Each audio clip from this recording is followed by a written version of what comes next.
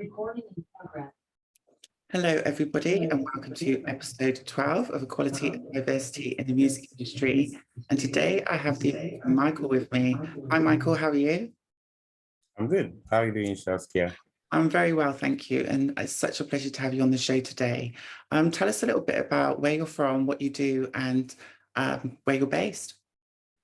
Yeah, well, I'm Michael Mtukudzi from Ghana, currently in Ghana.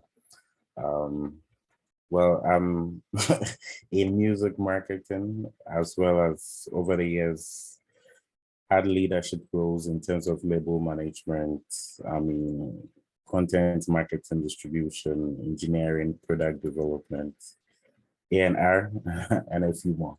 Wow, so many amazing skills you have there. And tell us a little bit about how you got into the music industry and how long you've been doing it for. Well, it's been since high school, but professionally over 8 years. It's many years, over a decade, but professionally over 8 years. Well, it started from high school when I was arranging recording sections for colleagues who I discovered to have the talent and wanted to try music. Subsequently, I had to enroll and take courses on copyright as well as music business with Berkeley. And along my entrepreneurship journey, which I had to study in engineering as well as management, I realized with commercial law and other things, it's the same or similar industry in terms of applying knowledge from all these studies. So, well, from the point of high school, I had the interest and I had to develop it, growing up as a profession. That sounds really interesting and very inspiring. So kind of being situated in Ghana, what kind of changes have occurred in the music market over the last 8 years, and how's that been? Well, over the years,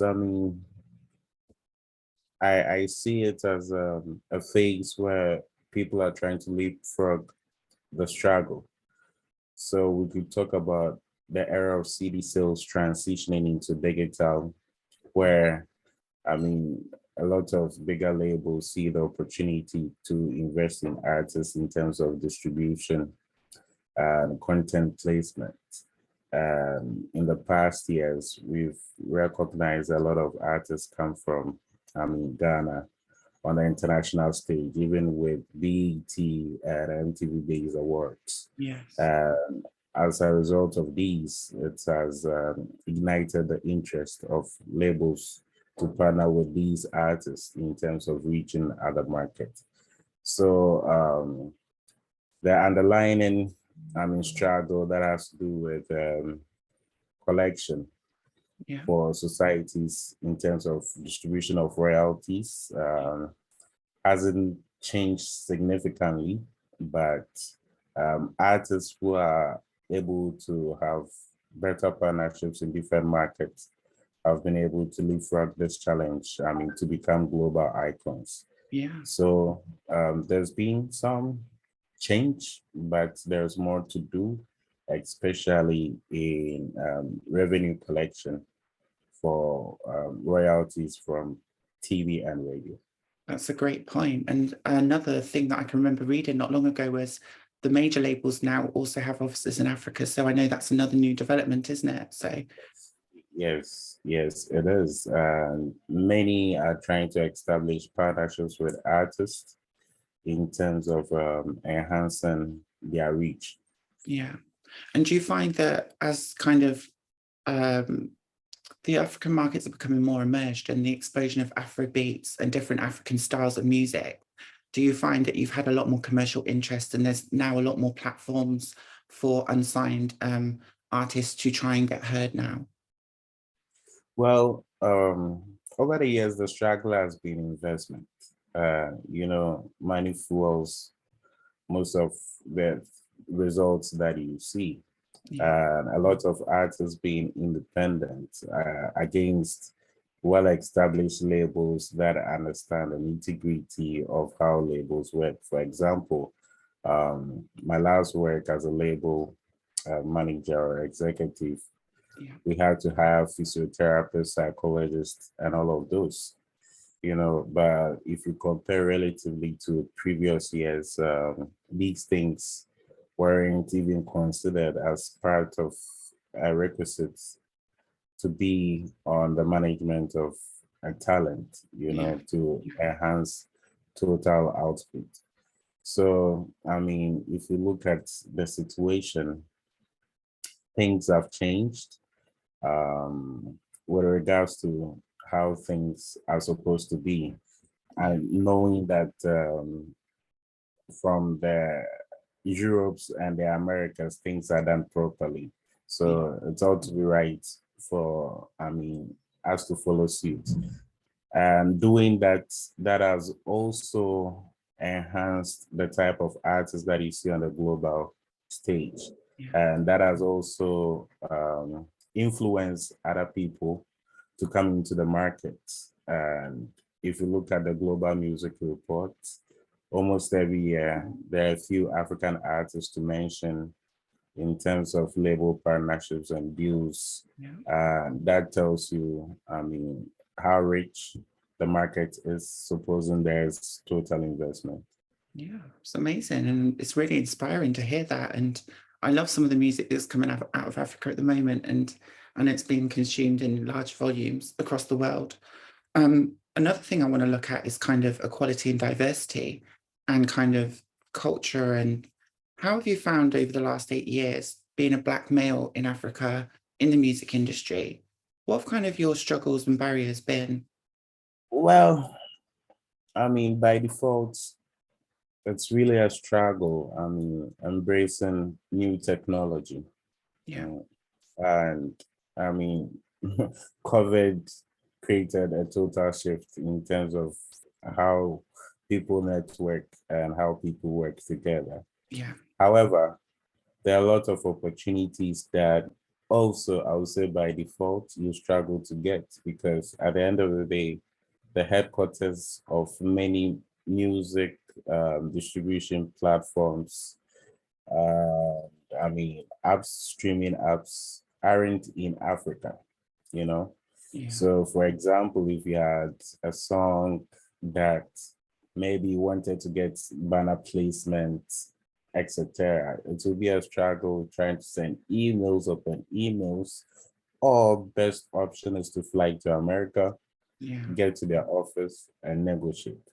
So by default, I wouldn't even really associate it with gender, but based on the demographic, Yeah. there's a struggle. And recently, there's been some development of some of these music streaming platforms like Boomplay, Apple, Spotify, establishing offices on the continent, which makes it quite easier for you to roll up and send your pictures across ahead of time in terms of release. Yeah. So it's really a struggle. And by demographic or by location, uh, geography, sorry, it's really a challenge that we are struggling with, especially to project artists to compete on the same level with all those in other parts of the world that have all these agencies established in their market. Yeah, it's like an infrastructure that's already been built, and you're kind of still forming that infrastructure at the moment. So that's a great point that you've made. And how do you find it for kind of unsigned artists? And I know in Africa, it's kind of radio stations hold a lot of power, don't they, in kind of promoting artists as well. Is that right? They still hold quite a lot of the power on how that music gets listened. Practically over the years, things have changed. Yeah. Gone are the days that you would have to listen to radio to discover the best talent or watch TV. Yeah. The emergence of social media does a trick, and we cannot leave out the trailers, the YouTubes, the TikToks, etc. Yeah. Also, I mean, if you look at what's happening to radio and TV, people's attention span also plays a major role. So most of it is content from the street. And once, I mean, these content is magnified to the right audience, the radio picks it up. So there's been a reverse cycle in terms of how a lot of artists blow, Yeah. because I mean, you could associate it with, I mean, program development for radio and TV. You know, they don't go out to fish out the right content. Yeah. So it's basically what's popping up and they jump on it because that's what the audience want to hear. So the cycle of having a hit song starts from the street. And for me, it's the right way because you tend to build some good relationship with an already audience Organic. who, Yeah. yes, organic audience who are fond, ready to listen to music. Yeah. And that is the also right way to build your fan base in terms of getting live show attendance Yeah. and going with them for them to experience, I mean, your content, your brand as well. That's great advice. Thank you.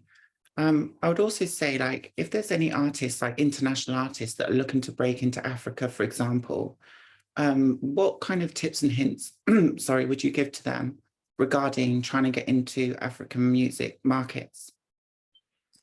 Well, basically, you need to have a local partner, which is very important because, you know, in our industry, it dwells on relationships. Yeah. Having a local partner means that you are tapping into an already existing relationship that could help you reach the right audience. You need to have a budget. You also need to have the right content for the market. You could have all the money, but if the content isn't right, you wouldn't make or see the impact that you want to see in terms of reaching the right audience. So when you have the right content, then you can strategize in terms of having the right tactics in rolling up, I mean, reaching or becoming the biggest or having the biggest songs. We can tell for a fact what a lot of these artists in America are doing, especially with Nigerian artists on collaboration and features. Somewhere around 2012, 2013, 2014, I, together with some Caribbeans, also created a platform called Afro Soca, Oh, wow. where Caribbean artists were collaborating with African artists as well as producers. We had the likes of Stoneboy record with Fan Lions from Trinidad and Tobago, Ketchup from Nigeria with Benji Garland, Amazing. subsequently other songs. So that is to bridge the gap, Yeah. you know, because Bring people we together. are we are all aware we have similar cultures, Yeah. Africa and the Caribbean, and Exactly. especially to also boost trade and investment because a struggle at the time, which still exists, was a direct flight from Africa to the Caribbean. And I mean, if you go to the airlines, what they tell you is, well, how many people are moving on a weekly or daily basis to where you want to have a direct flight to? Right. And it's basically about commercial engagement. So, I mean, that we thought music would be the foundation, you know, to foster that type of relationship, especially for people to even experience carnival that happens now and then in Yeah. the Caribbean, as well as them coming here to experience Afrobeat festivals and so forth. So we are still on it, although it's been slow for a while. but we're still in talks to see possibilities Yeah. with newer artists and newer producers, just to create that significant platform for proper engagement and conversation on commerce and development. Very impressive. What a great initiative. Wow. Thank you for sharing that with us, Michael. That's impressive. If there was like younger generations who are like you, aspiring to get into the music industry at the moment, what kind of advice and tips and hints would you give to them trying to enter in the music industry? Well, it dwells on experience. Um, don't feel sad or terrible for making mistakes. I mean, try it. Once you feel, get up, pick up yourself and try again, and make sure you talk to professionals who are ahead of you to get insights on things that you do not understand. And also, once you have a proper career path, knowing what exactly you want to specialize in, then you take up short courses to get the right knowledge. It might be a bit complex, I mean, when it comes to issues related to copyright or music law or other things. But once you have the desire to learn and get the right knowledge, invest in yourself. One of the things that I stand by is invest in the tools of your trade.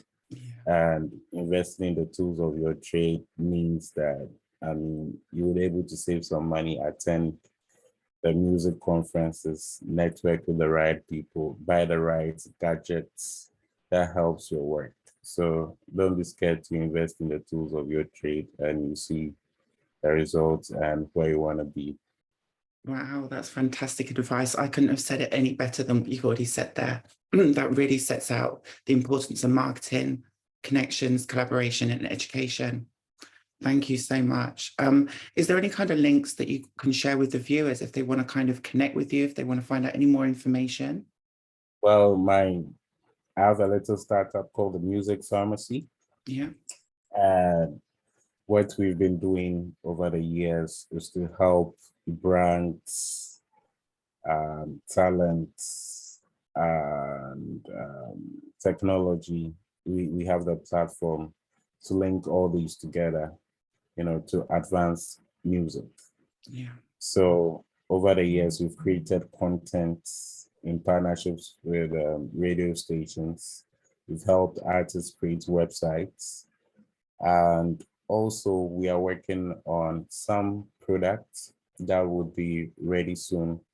And that is basically to enhance the reach of artists. So the hotels, restaurants, bigger shops, public spaces that you see over here in Ghana, our mandate is to create playlists based on, what the shops and these public places preferences are. Yeah. And we get content from these artists to be included in the playlist for people to listen. That is for you to capture passive audience. Once they capture, maybe they put Shazam, and it goes back to the cycle of them discovering your music, either on Apple Music, Spotify, YouTube, whatsoever. And that is some sort of revenue generation for the artist, as well as once it's played in the public, you get to have some royalties, accrued for you.